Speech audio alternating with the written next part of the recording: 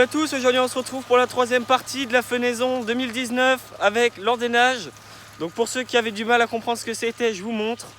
Voilà, vous voyez, ça fait des belles lignes de foin, bien épaisses, hein. Il y a quand même pas mal de rendement, je sais pas si ça va rendre très bien. Je vous dirai dans la vidéo de pressage à peu près le rendement. Donc moi je vais aller endainer et lui passera derrière avec la presse. Donc là, en attendant, il endaine un peu pour la vidéo, pour que je puisse filmer tranquillement. Je vais vous montrer comment je conduis un petit peu, les réglages, tout ça. Et de bas, je vous tournerai la vidéo de pressage que je vous mettrai mercredi sûrement ou le dimanche d'après. Allez, on va aller voir ça. On est avec le Macé 54-55. Donc voilà, vous pouvez voir que le foin a quand même eu beaucoup de mal à sécher. On a fané 4 fois pour cette parcelle, même quasiment toute. Vous voyez que c'est encore un peu vert à certains endroits. Donc c'est pour ça on va espérer que ça sèche bien comme il faut et que ça fasse à peu près du bon foin. Donc là on n'est pas sur le plus beau foin à cette période, hein.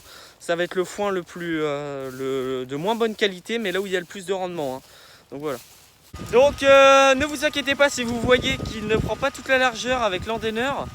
C'est tout simplement parce qu'il y a tellement de foin qu'avec la presse c'est très compliqué. Enfin, c'est plus avec le casque que ça va être compliqué de ramasser parce que le foin s'accroche partout. Donc on prend pas la largeur complète de l'endaineur pour pouvoir faire des andins un petit peu moins gros.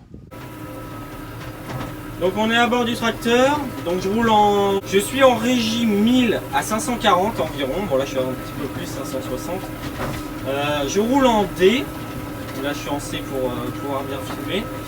Donc ça fait à peu près du 8,6 km/h. Donc avec l'endaineur qui prend environ 3,50 m, pardon. Et ici je suis en poste 7 parce qu'il met du temps à relever, le temps que les vérins se remplissent. Donc comme ça il est légèrement soulevé, l'endaineur, légèrement soutenu. Et comme ça il se lève directement. Donc je fais des allers-retours. Là je prends pas toute la largeur de l'endaineur parce que sinon ça fait vraiment des gros andins. Il y a vraiment de l'herbe. Vous pouvez voir là il a commencé, il a déjà fait, il y a une botte là, après il y a une botte là, il y a vraiment de la taille.